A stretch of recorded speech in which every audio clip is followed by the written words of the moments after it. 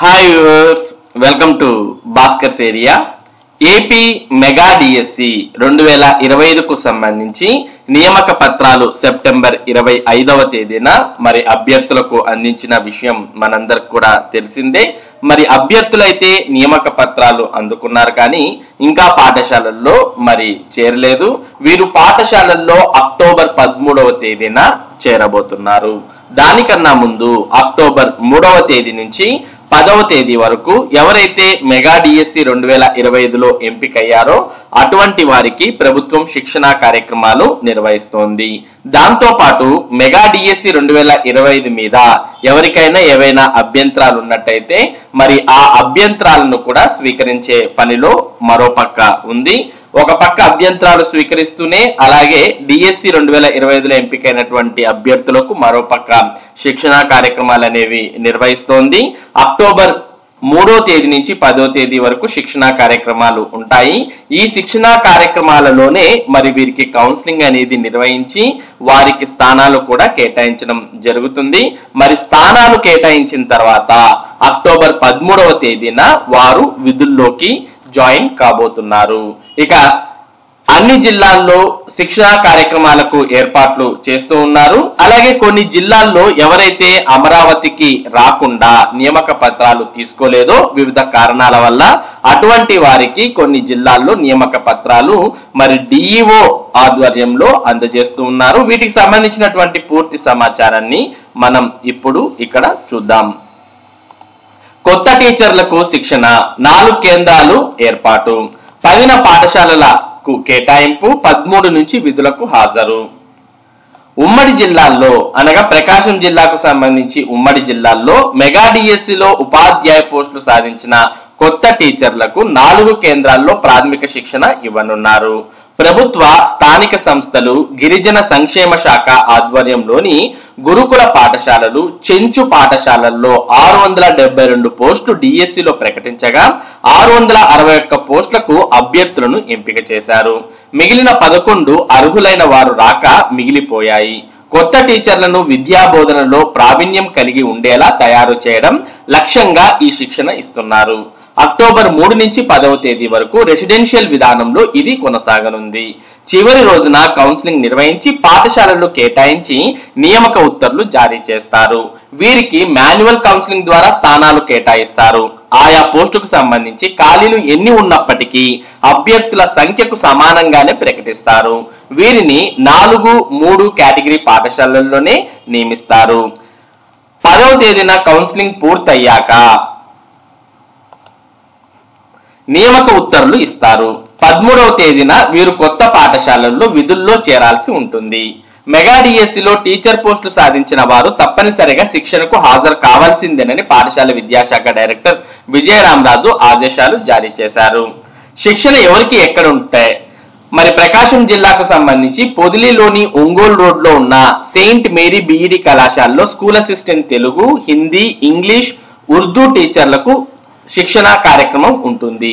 ఇక చీరాల రామాపురంలోని చీరాల ఇంజనీరింగ్ కళాశాలలో స్కూల్ అసిస్టెంట్లు జీవశాస్త్రం, గణితం, ఫిజికల్ సైన్స్ వారికి శిక్షణ ఇస్తారు. ఇక చీరాల ఎన్టీఆర్ నగర్ లోని విఆర్ఎస్ అండ్ విఆర్ఎస్ కళాశాలల్లో స్కూల్ అసిస్టెంట్ వ్యాయామ విద్య, సాంఘిక శాస్త్రం టీచర్లకు ట్రైనింగ్ ఉంటుంది. ఇక కనిగిరి మాచవరంలోని ఆల్ఫా అగ్రికల్చర్ కళాశాలలో సెకండరీ గ్రేడ్ తెలుగు, ఉర్దూ టీచర్లకు శిక్షణ ఇస్తారు. కాబట్టి మనం ఈ సమాచారాన్ని అంతా కూడా గమనించినట్టయితే మనకి ఇక్కడ ఒక విషయం క్లియర్ గా అర్థమవుతోంది. మరి ఎవరైతే అక్టోబర్ 3 నుంచి 10వ తేదీ వరకు ఈ మెగా డిఎస్సి 2025లో ఎంపికైనటువంటి అభ్యర్థులు ఉన్నారో వారందరికీ కూడా మరి ట్రైనింగ్ అనేది ఉండబోతోంది. అది కూడా రెసిడెన్షియల్ విధానంలో. అంటే వారు అక్టోబర్ 3 నుంచి 10వ తేదీ వరకు మరి ఎక్కడైతే ట్రైనింగ్ ఇస్తున్నారో అక్కడే వారికి రెసిడెన్స్ కూడా ఏర్పాటు చేస్తారు. కాబట్టి అక్కడే ఉండి ట్రైనింగ్ మొత్తం అటెండ్ అవ్వాల్సిన అవసరం ఉంది. ఎటువంటి కొత్తగా ఎంపికైన ఉపాధ్యాయులకు ఎటువంటి మినహాయింపు మరి ఈ ట్రైనింగ్ నుంచి ఉండదు అంటూ కూడా మరి మనకు స్వయాన పాఠశాల డైరెక్టర్ విజయరామరాజు తెలియజేసిన విషయాన్ని కూడా ఇక్కడ ఇందులో గమనిస్తూ ఉన్నాం. కాబట్టి మరి ఎవరికి కూడా ఈ మెగా డిఎస్సి ట్రైనింగ్ నుంచి మినహాయింపు అనేది ఉండదు. ఎవరైతే ఎంపిక అయ్యారో అటువంటి వారంతా కూడా కంపల్సరీగా ట్రైనింగ్ కు హాజరవ్వాల్సిందే. అది కూడా అక్టోబర్ 3 నుంచి 10వ తేదీ వరకు, అది కూడా రెసిడెన్షియల్ విధానంలో కంపల్సరీగా హాజరవ్వాల్సిందే. ఇక ట్రైనింగ్ చివరి రోజు అంటే మరి అక్టోబర్ 10వ తేదీన వీరికి కౌన్సిలింగ్ నిర్వహించి పాఠశాలలు కేటాయించి నియామక ఉత్తర్వులు జారీ చేస్తారు అంటూ కూడా ఇందులో మరో ముఖ్యమైన సమాచారాన్ని చూస్తూ ఉన్నాం. కాబట్టి మరి మెగా డిఎస్సి ట్రైనింగ్ కు అటెండ్ అయినటువంటి అభ్యర్థులకు చివరి రోజు అంటే అక్టోబర్ 10వ తేదీన మాన్యువల్ కౌన్సిలింగ్ విధానంలోనే, మరి అంటే ఆన్లైన్ కాకోకుండా మాన్యువల్ కౌన్సిలింగ్ విధానంలోనే. మాన్యువల్ కౌన్సిలింగ్ విధానం అన్నప్పుడు అక్కడ ఎంతమంది అభ్యర్థులైతే ఉన్నారో అన్ని స్థానాలను మాత్రమే చూపించడం జరుగుతుంది. ఫర్ ఎగ్జాంపుల్ మనకు మొత్తం 50 ఖాళీలు ఉన్నాయి, కానీ మెగా డిఎస్సిలో 30 ఖాళీలు మాత్రమే చూపించారనుకోండి, అప్పుడు 50లో 30 ఖాళీలు మాత్రమే మీకు చూపించడం జరుగుతుంది. మిగిలిన 20 ఖాళీలను బ్లాక్ చేయడం జరుగుతుంది. అంటే 30 మంది అభ్యర్థులకు 30 ఖాళీలు మాత్రమే చూపించడం జరుగుతుంది. ఈ 30 ఖాళీలు కూడా కేటగిరీ 4, కేటగిరీ 3కు సంబంధించినవే ఎక్కువగా ఉంటాయి. అంటే మొదట్లో మెగా డిఎస్సి ద్వారా నియామకం అయ్యేటటువంటి అభ్యర్థులు ఎవరైనా కావచ్చు, అంటే డిఎస్సి ద్వారా నియామకం కాబోయే అభ్యర్థులు ఎవరైనా కావచ్చు, వీరంతా కూడా ఎక్కువగా దూర ప్రాంతాల్లోనే మరి స్థానాలు వస్తాయి. మరి చాలా అంటే కేటగిరీ 4 లేదా కేటగిరీ 3లోనే ఎక్కువగా స్థానాలు రావడం జరుగుతుంది.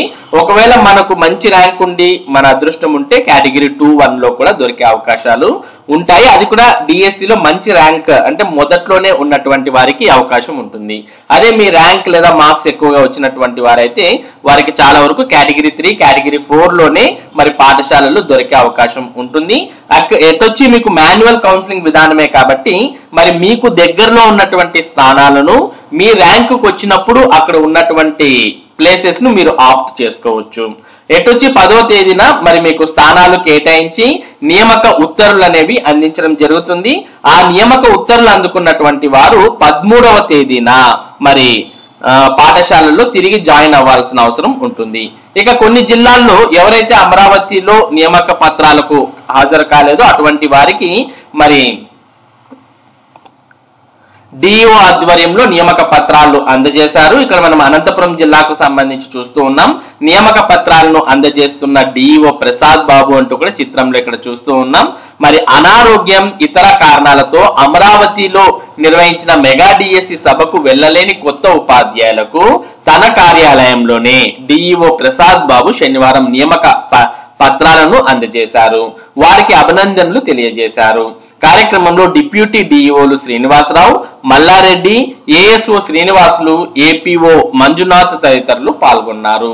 మరి చిత్రంలో కూడా మనం చూస్తూ ఉన్నాం, మహిళలు ఎక్కువగా ఇక్కడ మినహాయింపించినట్టుగా కనిపిస్తుంది. మరి కొత్తగా నియామకాలు అనేవి డిఈఓ గారి చేతుల మీదుగా ఇక్కడ అభ్యర్థులు తీసుకుంటున్న విషయాన్ని కూడా మనం చూస్తూ ఉన్నాం.